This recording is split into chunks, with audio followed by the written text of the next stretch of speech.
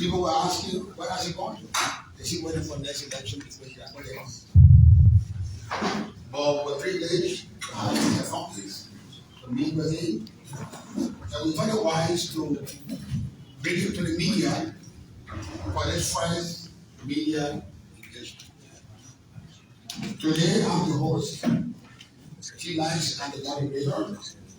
My panelists are Julius Jet of the OKSM, Kevin another right here of Prime FM, Madeline Saab of Truth FM, and we have David Manjo of the Liberian Investigator.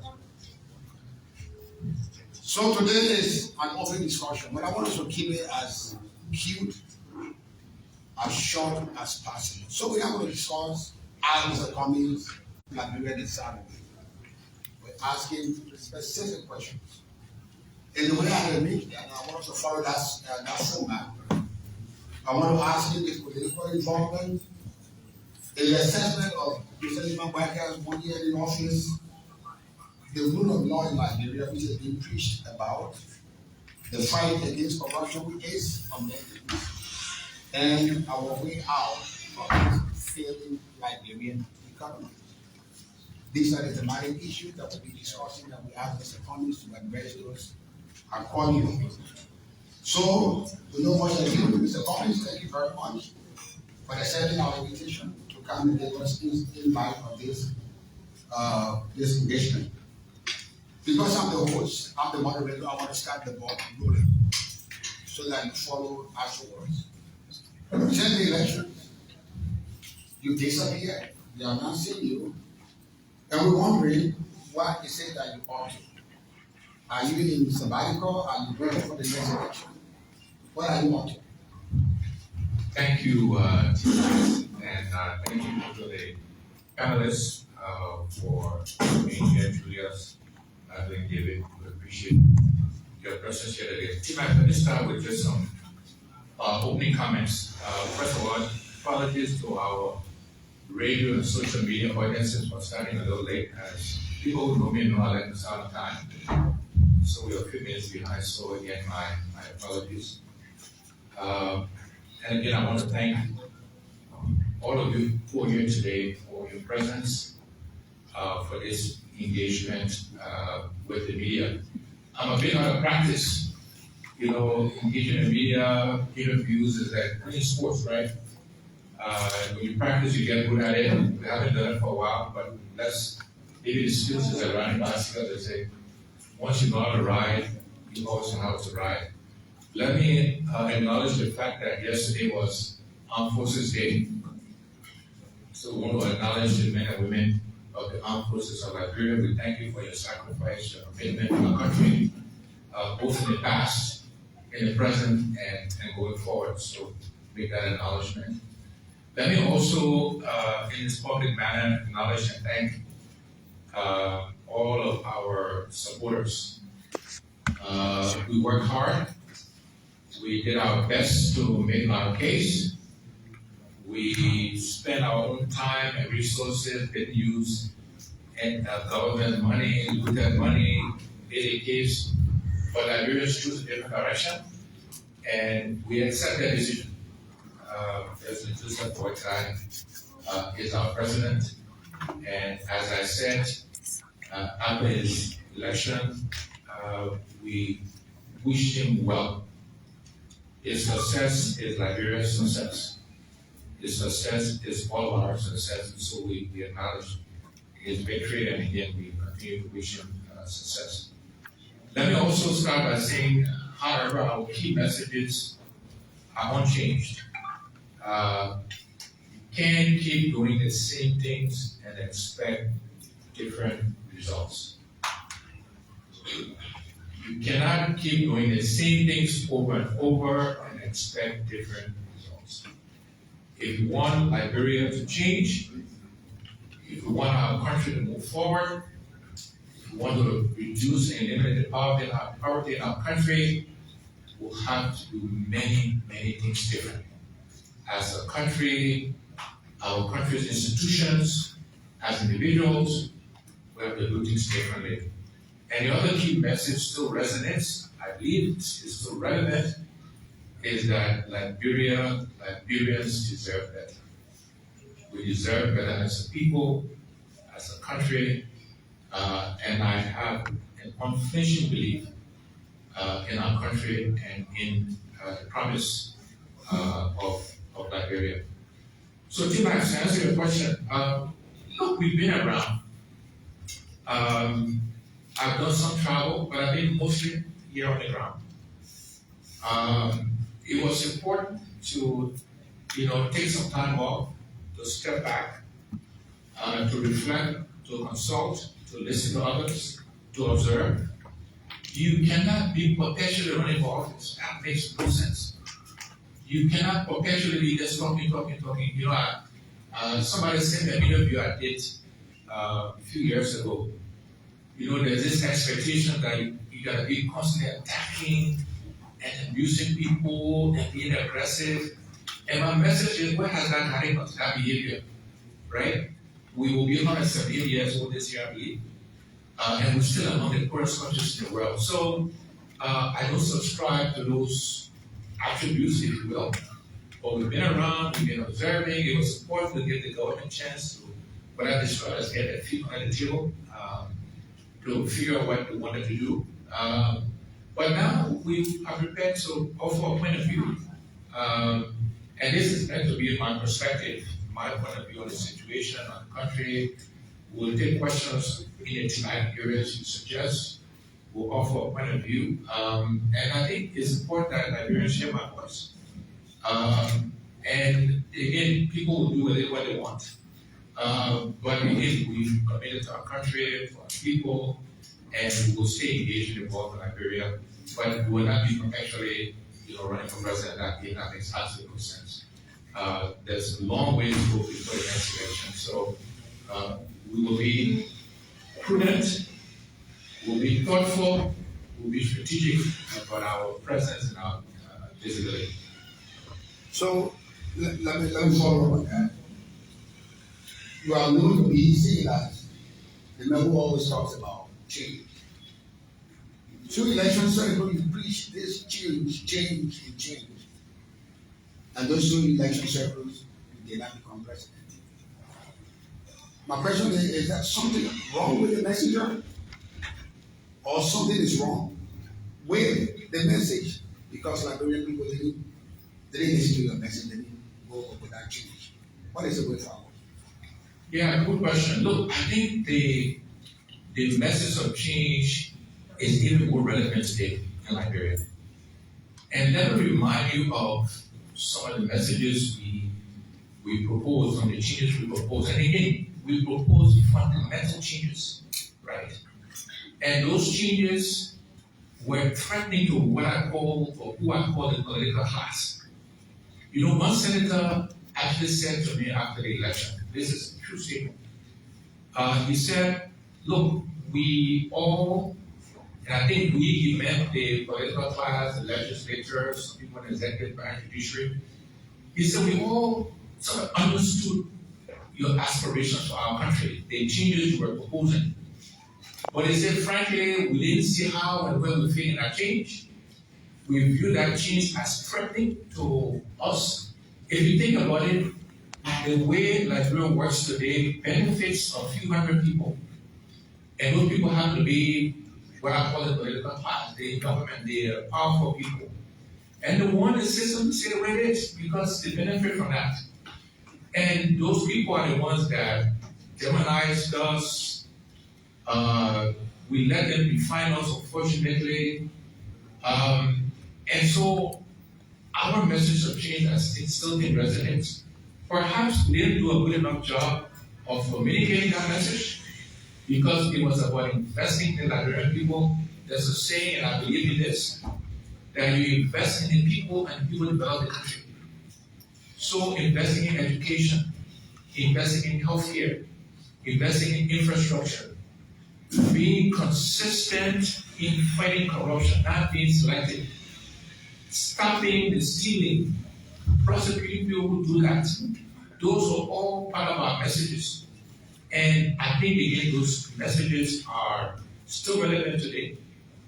I think perhaps we didn't do a great job of explaining how it would benefit the average Liberian.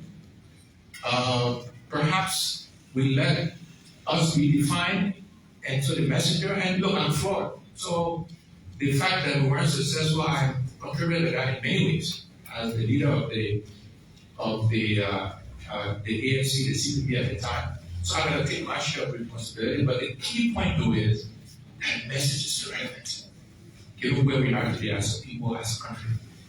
And I will continue to say, if we keep doing the same things, we'll get the same results as manifested by where we are today. Yes, again, it's good to be here. It's been a little over a year since the last election, and it is 1 year, 2-3 weeks since President Joseph Boakai was inaugurated. What is your assessment so far? What has obtained over the course of the week? Yeah, look, the first thing I would say is that, 1 year is a long time, and there's 5 years to go in President Boakai's administration. And so we need to acknowledge that fact. The other thing I would say, Julius, is that when you take responsibility for leading a country, an organization, a company, the first thing you should try to do is, to use a sports analogy or football analogy, is not to score your own goals, not to score goals on yourself. And so, some own goals, I think, that were scored, the whole Young Machine saga, for example, I don't know if it's been resolved, where the status of that is. And I think that was an own goal, and something that could have been avoided. What happened with tenured officials, their appointments, they went about removing them, even though the court said something to the contrary, you could argue that was one goal, unnecessary goal on themselves. The whole issue around asset declaration, I just saw an announcement today where officials will be suspended in that regard. Again, I'm glad it's happening, and I applaud the president for that announcement, but one would argue 12 plus months into that happened a while ago. So first thing is, some of these goals perhaps would have been avoided. I think the most important question, though, and this is not one I think I should try to answer, but I'm very willing to answer the question. Are they better off 1 year later than they were 1 year ago? Are there more jobs available? Is the cost of living the same or getting higher? Are there more medicines, medical supplies in our clinics and hospitals around the country? Is there, let me finish, you can follow up. These are fundamental questions that I believe should be and has to be answered by Liberian people.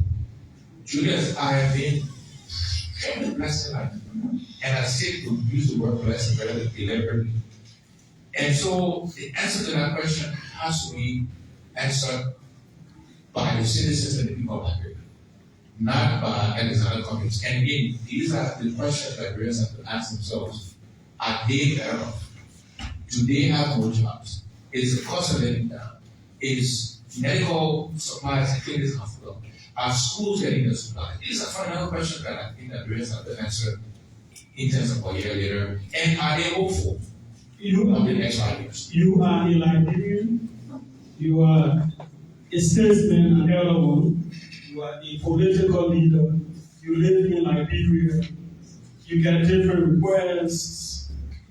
Sometimes you go to marketplaces and all of that. So you're also entitled to answer that question. This is why you're here. So all of these questions you think Liberians should ask themselves. What are your answers to them? I'll say to my response that I think this question should be answered by the Liberian people. I mentioned some of the own goals that could have been avoided. I would say there needs to be a riveted focus on the economy, on improving the business environment in this country, improving the perception of governance in this country. Those are things that I believe should be happening, we should be doing. But in answer to those questions, I think Nigerians have to take responsibility to answer. I did that all today at work. Let's talk about the economy. Since you've been around the business sector, there's one thing you spoke about quite eloquently during the campaign process. Numbers from the IMF and others will talk about a 4.8% increase in the GDP and co-increase over the course of 2025. They've also talked about some fiscal reforms getting on course and all of that. And these are the kinds of messages that you will want to hear to know that the country is getting on track to have a better economy. What do you say?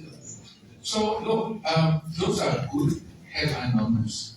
And it is good and it's better that those numbers are going in the direction, the IMF, the World Bank, others suggest. So, I think that's a good thing. But again, the fundamental question to curious is, are the Liberian people feeling the benefit of those numbers? I think it was back in the 50s and 60s, they used to talk about growth without development. There was a whole Britain and maybe you too young to remember those days. And so the question for us Liberians is, those headline numbers are good. We have to applaud them. But is it filtering down to Liberian people? Or is it just reflecting the fact that we are exporting more iron ore or more gold? So the extractive industries, right, are growing, and therefore GDP is growing. But is the average Liberian experiencing that? Are our policies impacting young people? Our medical facilities getting better? Are we investing in primary health care in clinics? Are we investing in agriculture? So is the farmers feeling that 5% GDP growth? So those are the more fundamental questions. You want those numbers to be there, and that's a good thing. But we want to make sure the benefit filters down to the average Liberian teacher, farmer, healthcare worker, business person. That's the fundamental question. And again, Liberians will decide whether or not they receive the benefit of these economic growth numbers. The program is being carried live on OKSM 99.5, High SM 107.9, Prime SM 105.5, Full SM 91.9, Kia Radio 95.5, and Sky 107.1.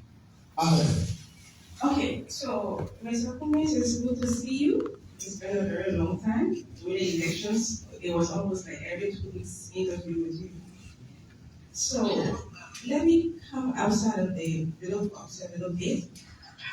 What lessons did you learn from the 2023 elections? Because we like this book, you keep doing the same thing and getting the same results. So what lessons, number one, and what are some of the things that you keep doing and getting the same results before I can come to my next question? Yeah, thank you, Byron, and good to see you again. Look, I don't want to dwell too much on, and I'll answer your question, I'll give you examples of things we've learned. But I want to emphasize, I don't want to dwell too much on 2023. It's behind us, the results are there. We have a president 5 more years to go in this administration, not thinking about 2029. I think too many people are focused on 2029. We need to be focused on what's happening today. And people are full of 2-3 news a day. If they're sick and have medical issues, can they get medication, treatment in Liberia? Are farmers seeing fertilizers and seeds at the farms getting better? We should be focused on today, not this what they call 2029 stuff, right?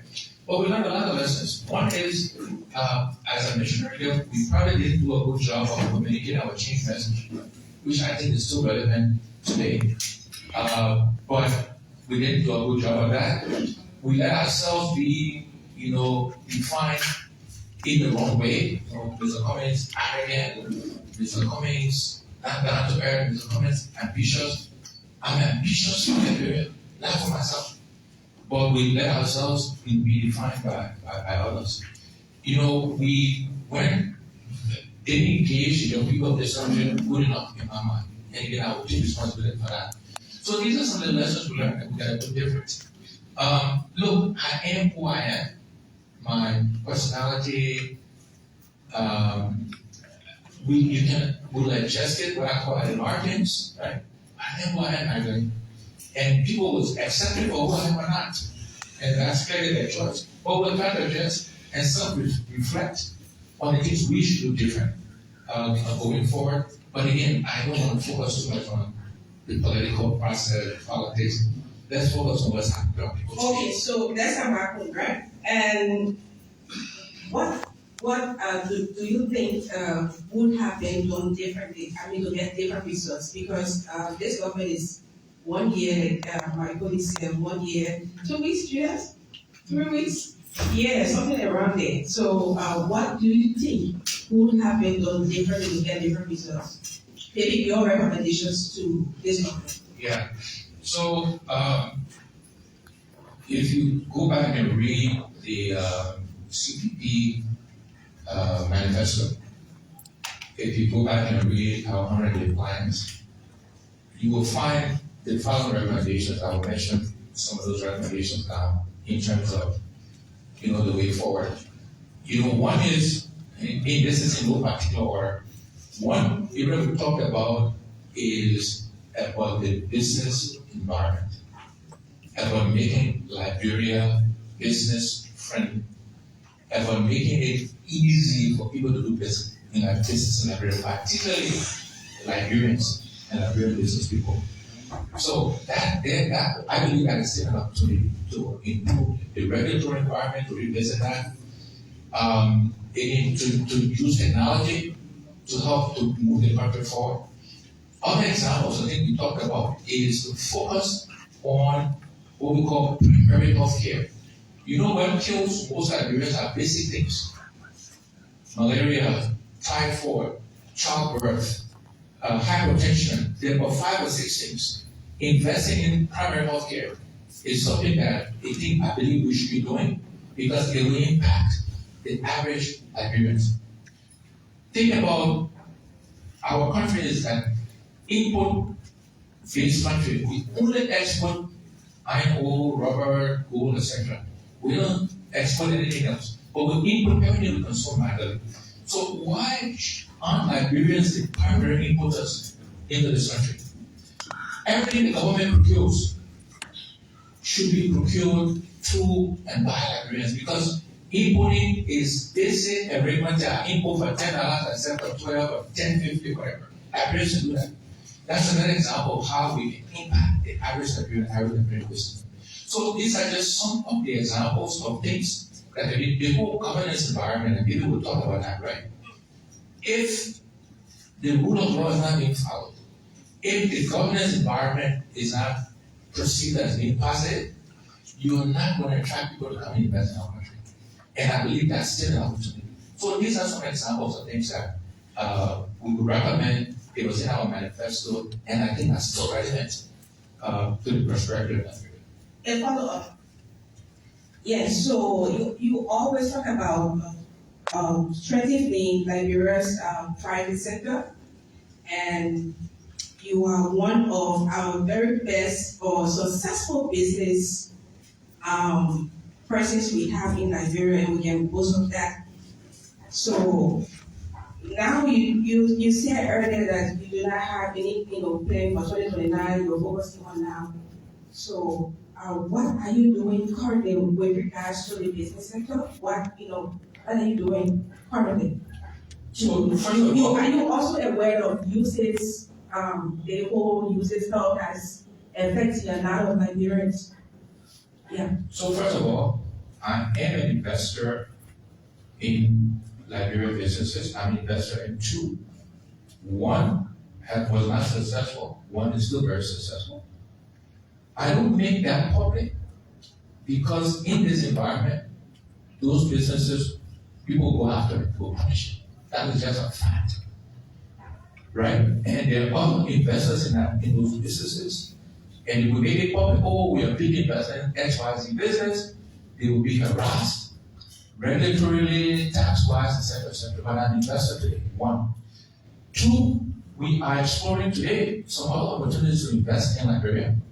But again, until the business environment is conducive, it will be hard to attract others to come and join us to invest in businesses in Liberia. But we're not going to give up, right? Again, I will not disclose a particular area of sector because my fear is because people are politically threatened, they will come and try to fight it. I mean, it's successful because they will think, oh, Mr. Cummings business is successful, then I mean, they will strengthen him politically, which again is completely the wrong way to think about it. But that is the reality of our country, right? So we are invested into business, significant amounts of money. One has failed, unfortunately. The other one is still thriving, and we're looking at other opportunities to invest in Liberia today as we speak. And we have people around exploring opportunities to actually do that. But I'm not going to tell you it's this, that, or the other, because my fear is they will go after and try to make us not successful in businesses. Meaning you're speaking based on experience, your businesses were affected before? I've seen other businesses affected before, and therefore I'm not disclosing my businesses so they are not affected.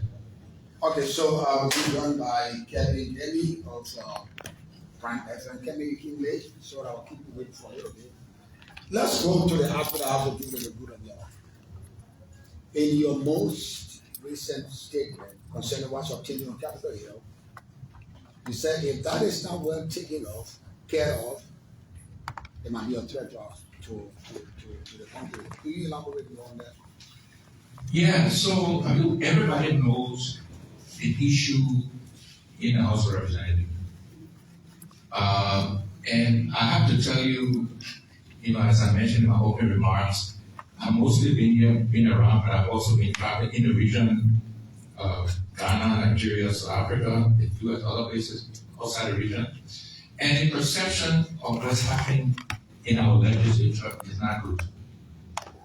There are clear rules about how you elect a speaker. The rules are very clear. There are clear rules about how you get rid of a speaker. And those rules in here were not followed. I mean, that's a fact, right? So that perception is not good for Liberia. Look, we are aspiring to go on the UN Security Council. I think that's a good thing. And we can talk about that we want to be represented in the UN Security Council. We need to make sure we understand the benefits and whether it will cost to do that, etc. But our bid will not be helped by the fact that people ask us, we look at us and say, you want to come to the UN Security Council to help mediate, to provide leadership, but what's happening in your own house? And so this is part of the issue of governance. This is why it's important that, look, we are where we are now. It is what it is. We can't change the fact that there's this impasse. I think the actors, I think the president, all they need to get in a room somewhere, and they shouldn't leave until they find some resolution, whatever that looks like. That's the reality is we are where we are, the impasse is there, but it cannot continue indefinitely. It's not good for Liberia, it's not good for the country. So again, they should get in a room somewhere, and it's literally shouldn't leave until they find some kind of compromise. So that the country can move forward and we can be clear on who the speaker of this country is. What do you think that perception is that? Which one of them are very considered to be the speaker of the House?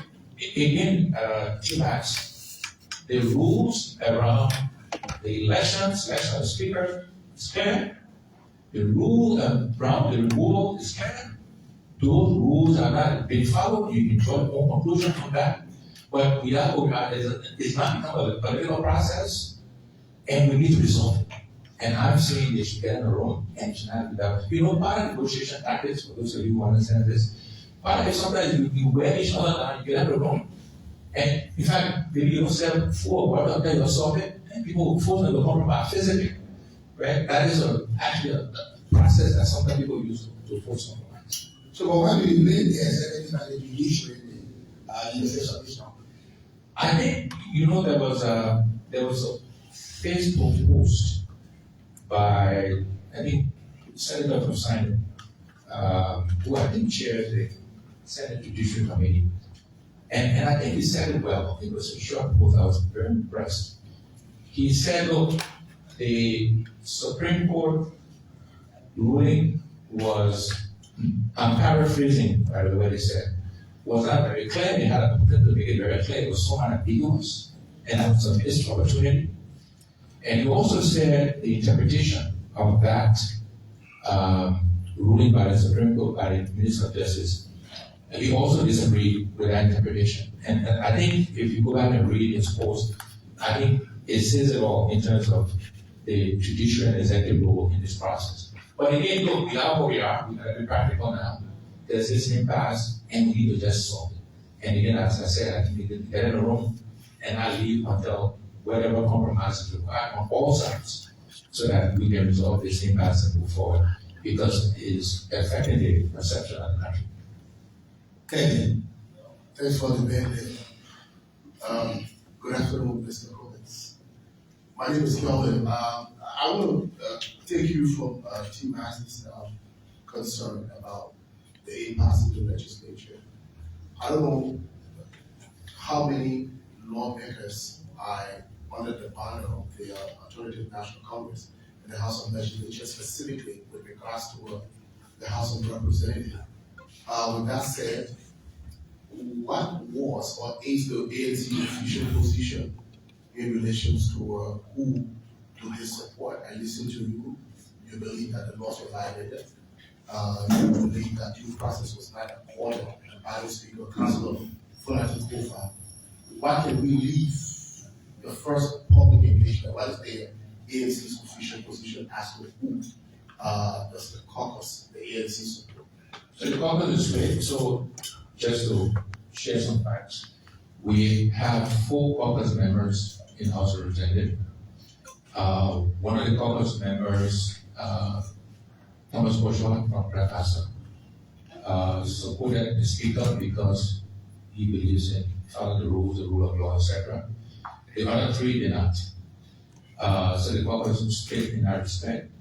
The party has set up a committee that will be meeting with the caucus in the next week or so to have a conversation about understanding their thinking, their rationale, and the party will make a decision on what actions to take in that regard. But again, to answer your question directly, the caucus is split. And again, clear rules on how you elect a speaker, clear rules on how you get rid of one, and those rules were not just out. That's just that. A follow-up to that, was there an official position before this divide in the caucus? No, we did not take an official before. David? Okay, good afternoon, Mr. Cummings, David Major, the Liberia investigator. 2023, I followed you at places around Monrovia and these environs when you went out on your political or campaign outreach. You said a lot of things, and somewhere in Newtown, I overheard one of the persons who was in the gathering as you spoke, saying, why is it that Mr. Cummings has declined all through the time to begin his political career from the lower ranks? Let's say maybe a senator from somewhere, maybe Maryland, maybe Montserrat County, subsequently maybe running for vice presidential posts, subsequently maybe he would have learned and thought about, the way Liberians take this thing here. So with this now, you said, okay, 2023 is behind us, 2029 is ahead of us, but again, you want to continue perpetually running for political office. How do you view this particular talk? So David, again, I have emphasized that 2029 is far away, and this is not about, again, I think Liberian politicians today rather than being focused on the welfare of the Liberian people, they all jockeying for position with regards to 2029. I think that's a mistake, and I don't want to spend time focusing on that. Look, I've answered this question before, and maybe this is where I will change the message and how it benefits Liberia and how we position ourselves. We didn't do a good job of communicating to the Liberian people. Liberia is 178 years old, right? We are amongst the poorest countries in the world. That's a fact. Not as I'm coming saying so, I'm not saying that happily. So, what about the system, the legislature, the judiciary, what is there to learn when the outcome of that system is one that doesn't work, as manifested by level of unemployment, childbirth for 10,000, education, etc., etc. So, what I don't understand is becoming representative, senator. What's the benefit? Look, we will see. We elected Liberians choose. One of the reasons why I think President Boga was elected because it's experience, right? That's what people said, and that's what you're talking about. So we are experiencing the experience now, and we'll see if the experience is beneficial, and I hope it is. But that will be the true test, by the way, is experience in the current way of doing things. How beneficial is that in the future? My point is we need to change how we do things. Because if we don't, the country will continue to be the same. So you see, will be senator, could be representative, could be cabinet minister, could be VP in a system that isn't working. It's a fact, my people. By any measure, we are continuing to struggle.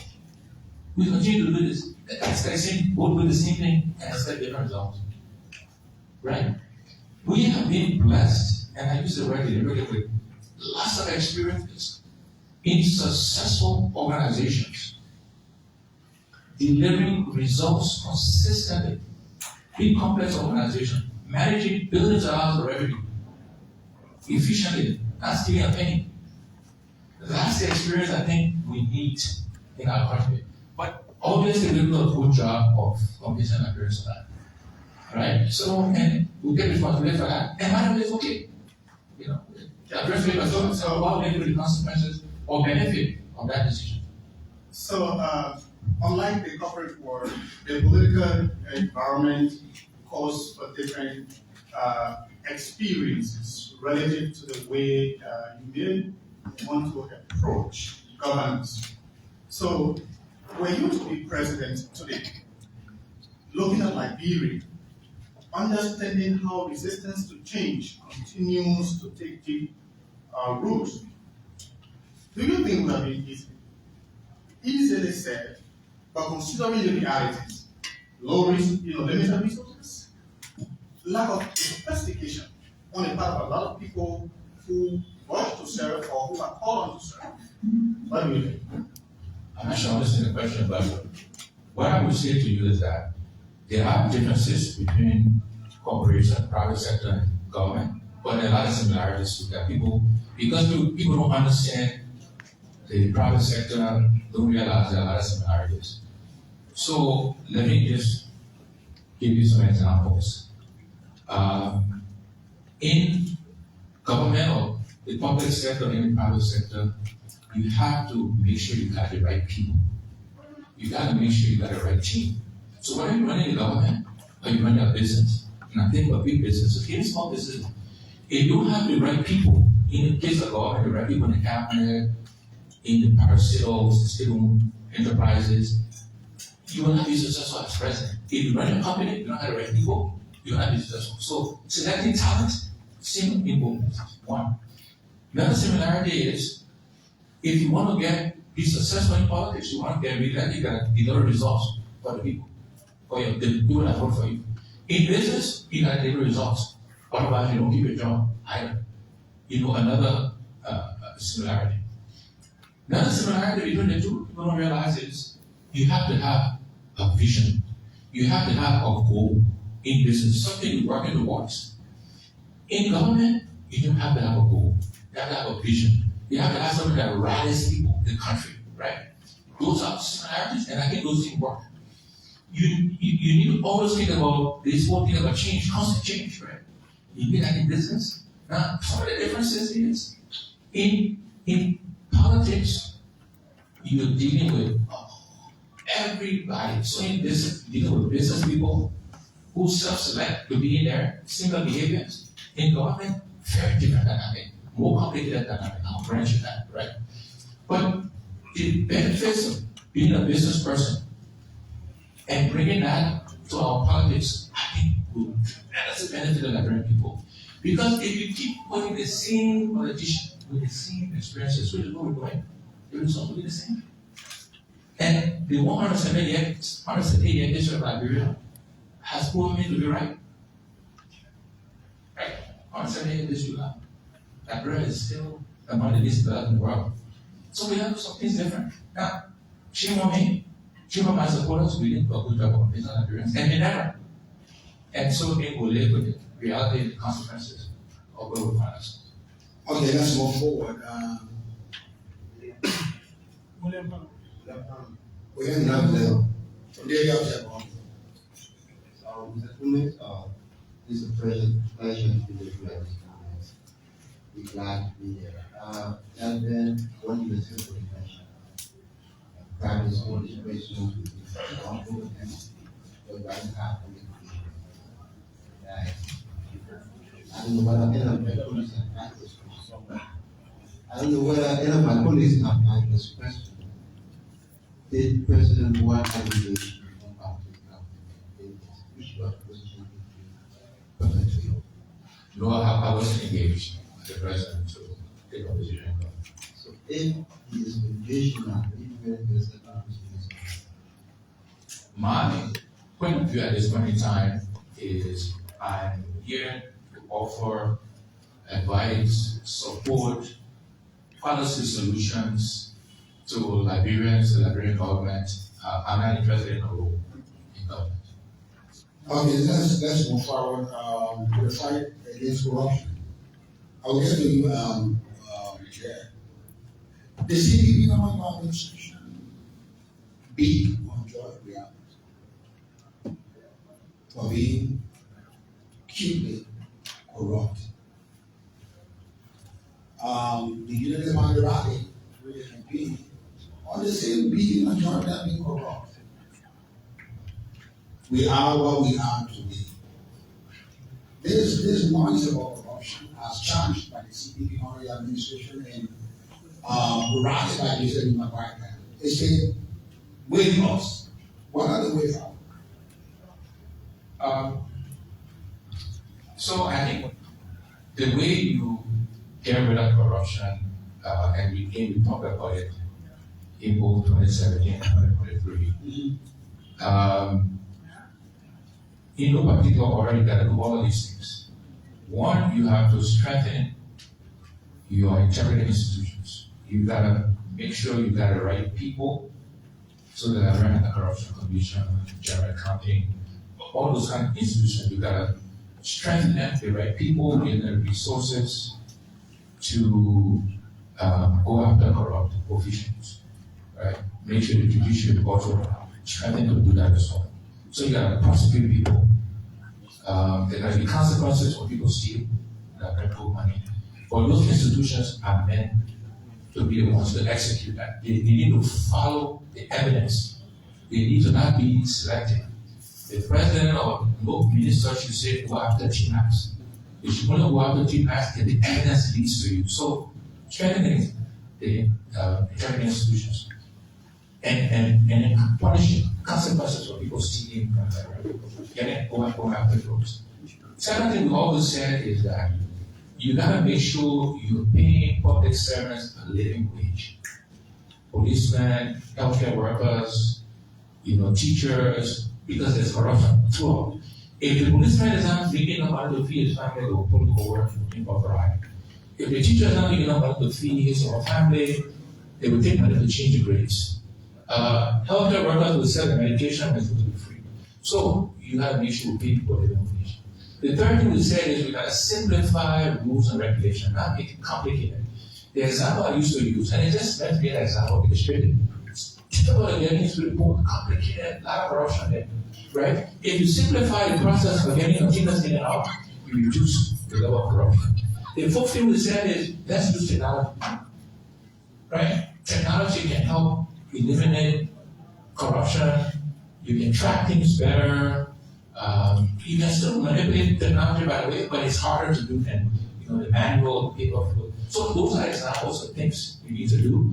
And then the entire leadership needs to exemplify that behavior, right? And whoever they are, it's called stealing the proper money. They should be prosecuted.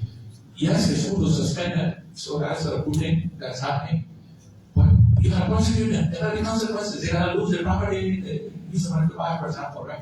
Unless we're prepared to do those things, and unless we're prepared that if it's your son, your brother, your cousin, your in-law, if you're not prepared for them to bear the consequences of stealing, corruption might change. And then a rainbow and a bit of rope. Today, when sometimes they must steal one bag. So, I'm a brother, my kids, but that person should have known, right? So we can't, Librarians can't say they won't get a corruption, and then when somebody steals the one bag for that person. So these are things that need to be happening if we want to get rid of corruption. Okay. Yeah, let's talk about health and education, two very key sectors in terms of the growth and development of any country. Talking about education, so far, what's your assessment, whether it is from the lower grades to higher levels, and the kind of impact the country should be feeling for its educational sector? So again, this is more like, to be fair, is too early to draw any assessment actually yes. The educational system has been broken for a long time. And 1 year, we gotta be fair to the government that they will take some time. But one indication of whether there will be improvement is when we look at the budget. How much are we allocating to these sectors, right? Because it will take time to see the benefit, to see the change. But to start that change is to say, are we allocating more, significantly more, into education or the health, right? To begin to drive the change. Are we clear on our educational strategy? So what are we going to be investing those additional dollars in? If those things are clear, the strategy and the money is increasingly going towards that, it will give you confidence that over the next several years you will see a difference, you will see a change, right? But to say you expect to see change in the first year, I don't think that's fair. But again, the indicators I look for is, are we putting more money against that or not? I think these numbers are correct, Julius. Our national legislature, in terms of what's being allocated, I think it's around $39-40 million. So if you divide that number, so there are 103 legislators, right? 73 representatives, 30 senators. If you take that, that's what $40 million round numbers. Divided by 103, that's $388,000 per person. Think about it. $388,000 per person. That makes absolutely no sense. So we need to rethink how we sort of the limited resources we have. That running costs of the legislature. Still, the bigger point is there a lot of waste in that number? And there is. Right? If you look at how much is allocated to the Speaker's office, Deputy Speaker office, the President pro tem's office, the Vice President office, right? And that's what we're going to plus them. That doesn't make no sense to us. We can't make excuses for that, right? Yes, there is a minimum amount of money you need to run the government, but anything beyond that needs to be going directly to developing people, impacting lives of Health. What are the reports you're getting? Still high numbers of deaths from preventable diseases, issue of infant mortality, deaths of mothers giving birth, what are medicines in the hospitals and all of that. What are you getting? So I think similar answer in that first I think at the margins things are getting better in that regard. But again, 1 year is too early to tell. Again, we either be looking at what is our healthcare strategy, how much money is being invested in that sector to support that strategy. And the one thing I would encourage the government to do, and maybe they're doing it, maybe they're thinking about it, I may not be aware, so I want to give them the credit, is we need to be focused on investing in primary healthcare students. Again, if you look at the facts, what kills most Liberians are basic things. Malaria, typhoid, childbirth, hypertension, one or two others. Primary healthcare, having the clinics furnished, medications to treat those diseases, etc., you begin to impact 80% of what kills our people. And I hope that that is the focus and that is the strategy to improve healthcare. So Cummings, I'm trying to get your view on the fight against corruption. I guess government. I heard you say that your interest is specifically on the performance. On the 1 hour board, they did mention suspending all government officials who fail to declare their assets for a period of 1 month without pay. What do you make of the latest development coming from the office of the president? I think that's a good thing. I would have hoped it was done earlier, but I think it's a good thing. Yeah, I think he's right by forcing the folks to declare their assets. And if they don't do it every day, then he's fine, and hopefully it will. But I think it's a good thing. Yeah, check. Okay. I don't have any questions there again. All right, but I want to take it back to the issue of foreign investment. Yeah. What do you think we can do as a nation? I keep taking it back to the user stuff that's affecting a lot of students. The last time I posted on my Facebook page asking people to give their views of what happened in the country, and this teacher is telling us that students are going to stay out of school because they got used to eating.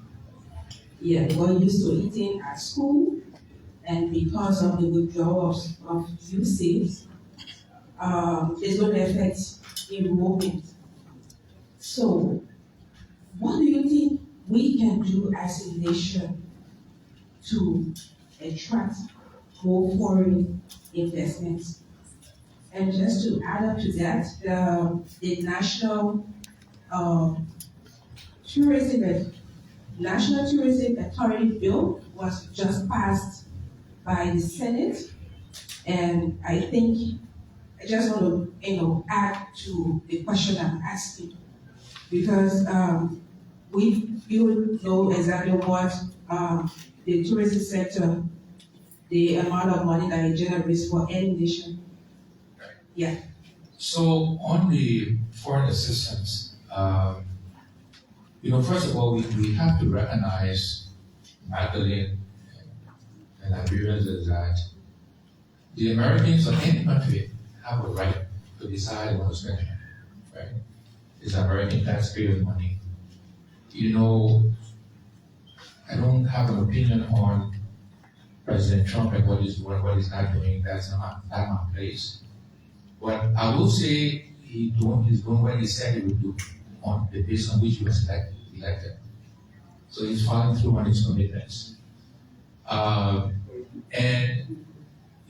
Cutting foreign assistance, foreign aid, is something he's talked about a long time. So it shouldn't be too much of a shock, I guess.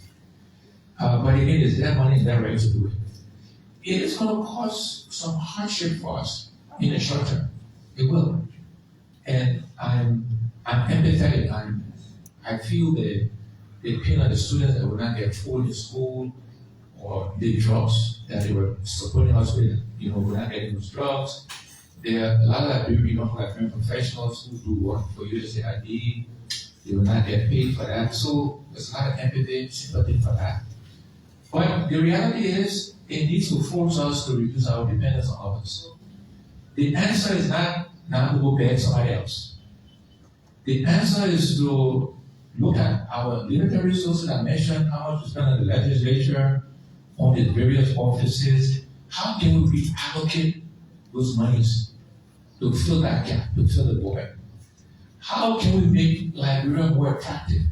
Look, the success of the United States is not the government, it is what they call it in the private sector, it's businesses. So how can we position Liberia differently in the minds of the Americans, the biggest economy in the world, right? In the minds of the Americans, we are positioned as betters. We need to reposition Liberia as a place where you can come into business and you can make money. Right? So the whole business environment, the whole perception of how we run the government, the whole issue around corruption, we need to fix those things and make Liberia an attractive place for Americans and others to come and invest. Not to bring them foreign aid, but to bring them money. We will benefit and they will benefit. And in the private sector, business, as Liberia is my area, how do we position the country moving forward is important. Because that aid will not come back, or will not come back at the levels it was historically. If the aid come back, it will come back at a much lower level. And we better prepare ourselves to understand that fact and re-architect, re-engineer how we spend our resources, right? And then reposition the country as an attractive place to do business. That will be more appealing to the Americans than we're not be diverse, or to the Chinese and anybody else. We don't want to be dependent on other people. There's also a bigger picture, for the Monterey Union, for ECOWAS. We all need to wake up and work better together to support each other, to make sure we're getting value from our natural resources collectively. Think about this, by the way. Think about the Middle East success in Dubai, Abu Dhabi, Emirates, etc. Those countries began to become successful when they got more value from their oil. When they came together, when about 70% of the world oil was in OPEC, and it would drive the price up. They had the money, the funding to develop the countries. Today, African resources are spread among the 52, 54 countries. We have no leverage. So there's an opportunity for us to think different about ECOWAS and how we can work together to get more leverage from our resources so we can invest in our people and depend us on the Americans and Chinese and everybody else. So a painful transition, but in the end, I hope it's a wake-up call that we can reallocate our resources differently so that it benefits us and not just a few people at a time, and reposition Liberia as a business destination. I know we are old, but we, very much dependent on other people's help. So, can we protect our natural resources as a way of, we can't fight America. The last time they did it to China, they increased the tariff, and China too increased their own tariff by 15%. So what do you think Liberia can be able to do? We know, even though they are rich, world's greatest, but they depend on us for certain things. So what do you think we can do as a nation to also protect our natural resources? So your first statement is absolutely correct, and it will apply to the second part of my answer. We cannot fight Americans. That you attempt to do that, you will get crushed. Can we make mention? I will make mention of resources that we gave. I'll take that question. I'm saying because the answer to that question is fight your resources. You cannot fight business. And we should never attempt to. There's a president in our history, not too distant future, that tried to do that. And I think he's in the UK in jail now. So you should not take on the American path. You have a mistake. we should be getting more benefit from our natural resources than we are today. But we, that's why I mentioned the Management Union, ECOWAS, these other countries. And that's why I mentioned OPEC and oil. I didn't make the narrative clear enough. If Liberia just by itself tried to increase our present iron ore without Guinea and other iron ore exporting countries, they will just do not buy our iron ore. They will buy the Guineans. They will go to other countries. The way you can get the best value of Africa from our resources is we can come together and do that. But as Liberia only, we can do more by getting more from Mattel, perhaps, as for Mattel, getting more for our gold that coming from Cape Joy, from Bee Mountain. We can get a little bit more. But for it to be significantly more in terms of value, we gotta come together. But just as a country to try to fight America or we increase our price and that kind of stuff, they will go somewhere else. They will not bow and we'll suffer even more. So we gotta think more strategically about how we do this thing. But in the meantime, the limited resources we have, we gotta use it wisely. We can't let it go to a few people's pockets. We gotta reallocate and use it to benefit. Just we get a chance, let's go to David. From David, let me talk the last another issue we have to do with the economy. And I think that Cummings' strength that we're going to be want to spend some more time on that last day for our discussion. So it's what you guys. Okay, it's a follow-up on this. That has to do with foreign policy.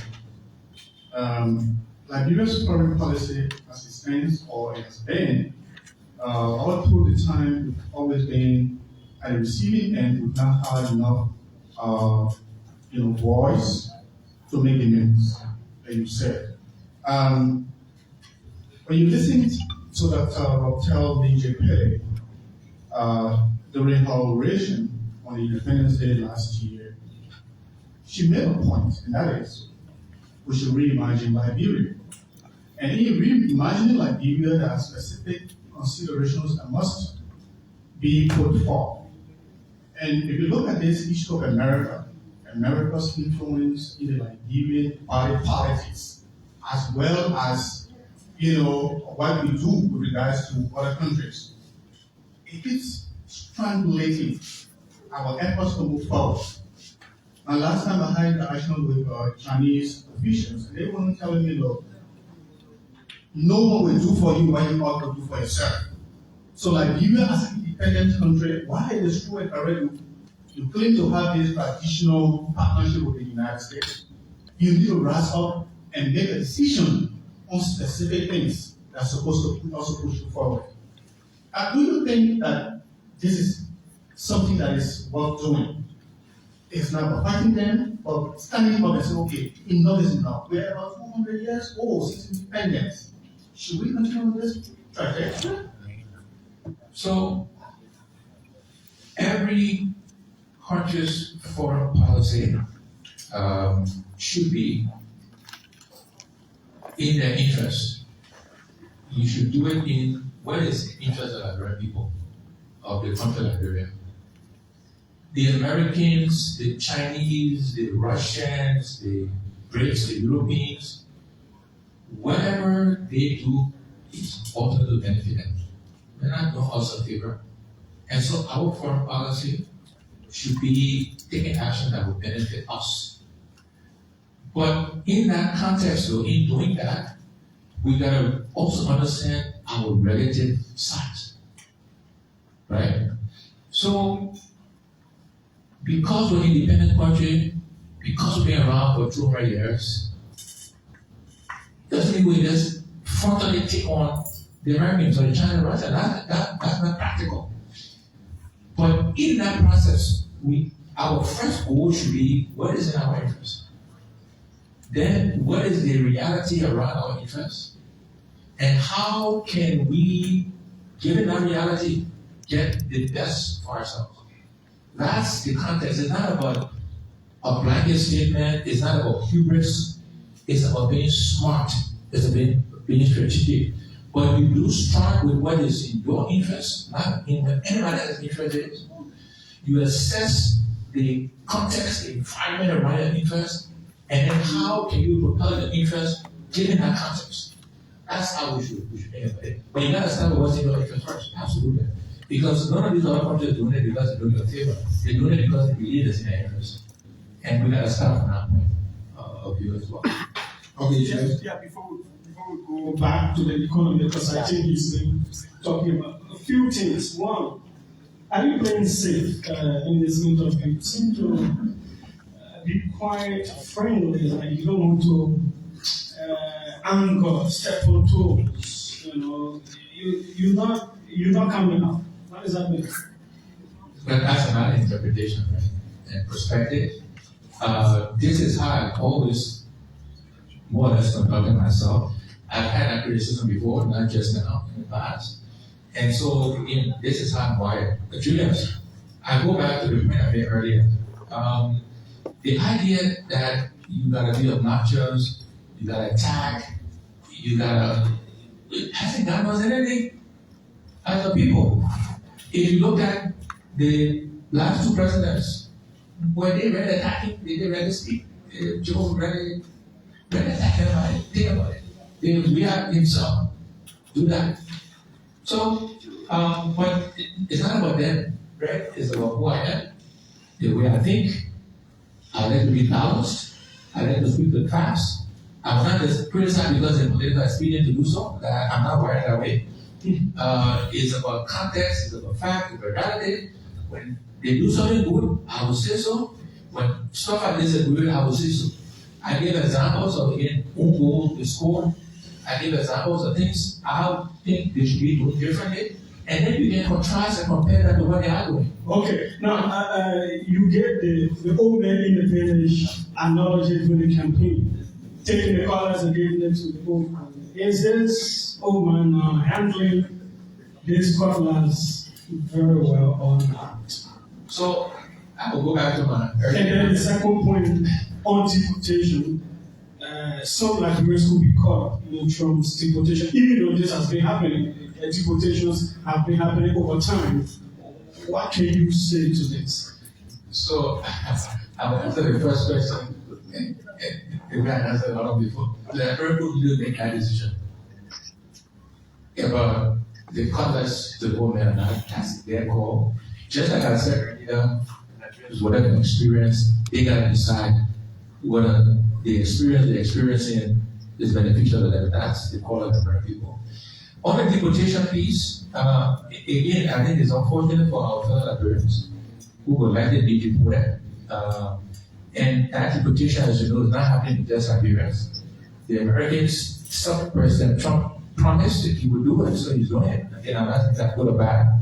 No judgment. Is impacting many countries in Africa, Latin America, India, so on and so forth. And unfortunately, it will impact us. I think what we need to do is, just prepare ourselves to receive our brothers and sisters, and then just give them a helping hand so they can get on their own and move on with their lives. And what do you make of President Walker's view that they should come back home and develop their country? Trump is coming for them. So, yes and no. Some parts I agree, some parts I do not. Let me explain. The part I don't agree with is that to attract and to get our people to come home, you gotta create an environment for them. There gotta be jobs for them to come to, or business opportunities for them to come to. They gotta see some improvement in healthcare, etc. So you can't just get up and come unless some of these things are in place for them. On the other hand, they cannot wait until it's perfect before they come. They gotta come and help to improve some of those things. So yes and no. Yes, in the sense that they can't wait for perfection before they come to help to build Liberia. No, I disagree because they gotta see that we are moving in the right direction, that things are getting better, that the policy is going in the right direction. And unless people see that and see some improvement, they will not come. Leave it off first and come to Liberia. Okay, let me get on the last leg of my discussion. Last week, President President Biden launched an ambitious development is supposed by $8.4 billion. And it says 70% of that development will come from external resources. Given the strong threat of use, I mean, 70% is coming from outside, not from you. You need $8.4 million development plan. But you say to us, 70% of that plan comes from outside, comes from somebody else's pocket. How realistic is that? Two, you saw when we were beginning that electricity is from big to capital to development. Why don't we some availability of electricity should be privatized? What should we say? So on the development plan, look, I think it's a good idea, and I applaud the government for developing their plan. I think though, we keep doing this thing and expect different results. During the first UK administration, not necessarily they had the development plan. President William King had his development plan. President Walter UP come back into the development plan. But the fundamental issues are not changing, right? And there seems to be no continuity between the plans. It seems like when you develop a new plan, and even this was done, so I don't know the inner workings, but you start with a prior plan, you assess where they ended up, what didn't work, and then you sort of build on that, right? But the idea of every 6 years or so, you kind of get a new plan, new continuity, and the problems are the same. Again, I think that's what is expecting different results. But having a plan is a good thing. Perhaps we need to take. But it's not realistic. But let's say I would get the realism and the judge. Give me a chance. Small chance here. We maybe perhaps need to take more time and involve more Liberians, and I know there are attempts to do that, in developing the plan so that everybody knows it and understands it. And maybe we need to codify the plan. Maybe we need to take it to the legislature, let them pass law that says this is our plan for the next, however period of time, and it's probably like a 10-year plan, think more long term.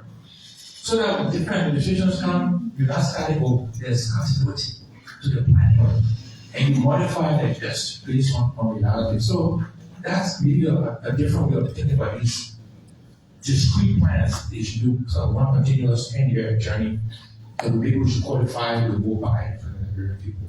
But on the numbers itself, G-Max, I think it is ambitious, and ambition is not a bad thing, but ambition has to be tempered with realism.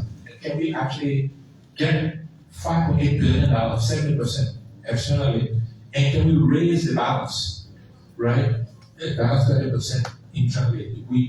And one way to test that is that you gotta be clear of that 5.8 billion, where it's gonna come from, and kind of by year, at least directionally, right? It's a very realistic. See with the domestic side, right? I'm not sure how much detail is in the plan that explains how you plan to sort that in detail and by year. Because without that, I'm not sure how achievable the plan is. And what's happening with the Americans, unfortunately, will affect whether or not we can get the foreign part of that. And because I think there will be a ripple effect. The Americans will cut back. I think other countries might actually do the same and redirect their resources in terms as well. So I think it's going to be a challenge.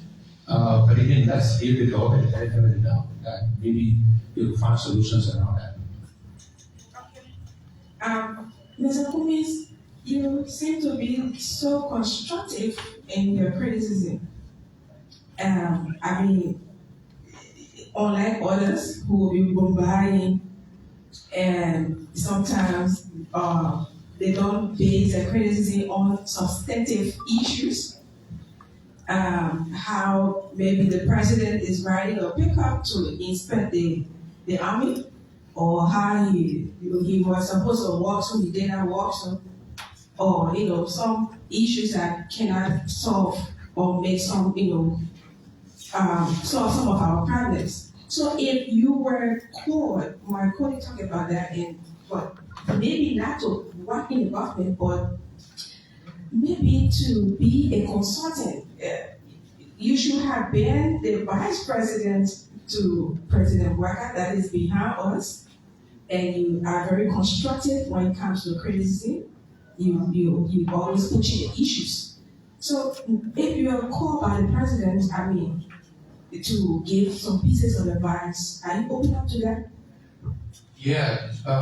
First of all, Magdalene, I let your description. I will try to be constructive. So I thank you. Constructive criticism, if you will, with solutions that being fact-based. So that's correct. Two, though I disagree with the assertion that should have been to work at BP. Just to go on record, I disagree. So I agree with the first, I disagree with the second. That decision who becomes BP is not my choice. It's who was president's choice. So the second one. Third one to your question is I'm happy to offer advice. Yeah. I'm a Liberian. I care for the country, I care for our people, I have a point of view, happy to offer it, happy to put it in writing. If you look at the CPP manifesto, a lot of these things are in there. So happy to make that available and offer advice to the country and people. But as I mentioned earlier, I'm not looking for a job. I'm retired. On the economy, we're talking about agriculture. Because it is one of the areas that can spur an economy in terms of food production and different other areas in agriculture, cash crops and all those kinds of things. How can the government rally that sector to help the economy do better? So part of Julius, part of how you get results and how you get success is that you have to make choices. You can't do everything, right? If you try to do everything, you do nothing well. You small everywhere, no impact. And so you're right that agriculture has to be one of those areas that we focus on. Tourism is the other one I'll come to. Talk about the economy. But agriculture is a key one. And so, as I mentioned earlier, you have to invest in agriculture. What does that mean? This is in no particular order. You gotta do a combination of these things. You gotta first be clear on what crops you want to focus on. Understanding the full value chain of the crop, who grows it in the world, what has the pricing been over time, can you grow it here locally, etc. So understanding that, so pick crops you want to focus on. And then focus on the resources, make sure the farmers got the fertilizers, got the seeds, make sure we reinforce our agriculture extension services, make sure farmers got the financing. Your libraries have our agriculture development bank. Should we visit whether or not that's something so we can provide financing to farmers. Make sure that when the farmers grow their product, that somebody's going to purchase it to buy. So if not sold in the local market, that's what we used to have, the Liberian Produce Marketing Corporation. We need to reestablish that and make sure again farmers know that when I grow this product, rice, cassava, pepper, spices, somebody will buy, right? They will not sit and spoil. Those are the kinds of things we should be doing, but again, focusing on specific crops, putting the resources, understanding what it will take to drive it, and then measuring results over time. We can go to the last question. So, Mr. Cummings, I was informed in 2017, at this how the presidential debate indicated that you are taking the budget to 1 million if you were made president. And since then, they are also comparing things. Do you think this government is taking the right path in achieving this shortest scheme? If not, can you be magnanimous enough to share your strategy as to how you have done it? Yeah, no, I think first of all, to your point, when I made that assertion back in 2017, people laughed at it, thought it was not feasible. And it's eminently feasible. I think this year will be 800 something million. I think we've got that faster, but we want track. I think the government revenue is growing, so that's a good sign. But answering the question, yes, I'm happy to offer point of view, suggestions on how to do that. And again, it goes back to creating the right business environment so businesses can thrive. They employ more people, they pay more taxes, making sure we're getting, our fair share per the agreements from our natural resources today. I think there are opportunities, to actually do that. Look at other sources of taxes. Real estate taxes, I think, for example, relatively small. We have all kinds of properties around here. People doing that. But most important, to try to expand the tax base, right? And so, but they have to offer my suggestion on how that can be done. Getting rid of the waste, you reduce the stealing that's happening, the looting of our country. You really invest that money in agriculture, providing financing to businesses, etc., you will create tax opportunities. That's part of how you expand the tax base, right? So those are examples of things we need to do. But again, happy to provide those suggestions to Liberia and Liberians. Okay, Mr. Cummings, thank you very much for giving the spare of the time to engage with us. And now, at least you are in now. From now, the national law protocol, things can change. Either you want to put it in or not, time will tell. Thank you very much for accepting us. This program was broadcast live on OKSM 99.5, High SM 107.9, Prime SM 105.5, 2SM 91.9, Sky 107.1, Here Radio 95.5, our Facebook pages of Spoon TV, KLTV, Closing Argument, and Sky. And the emails, this is our end of this. Mr. Cummings, your closing statement. Yeah, thank you, Jim, and thanks to all the panelists for your good questions. Let me say to our people that, again, as I said in my opening remarks, we are in Liberia, we've been around, we do some travel, and we'll continue to do that. I'm on boards outside the country. I just accepted to be a senior advisor to one of the fastest growing artificial intelligence companies. So, some exciting opportunities for myself. I want Liberians to continue to be hopeful. I know it's hard to be. I want Liberians to know we still believe in our country and our people. And before I conclude, I want to wish my darling wife Teresa a very happy birthday. Today is her birthday. Do this public manner.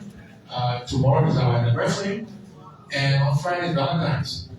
So I did it right. I married on the 12th, probably on the 12th, I married on the 13th, Valentine's on the 14th. So Teresa, thanks for being the love of my life. And we thank all of you for your presence today. God bless you and God bless Nigeria. And if you want to have an event, this is our deal.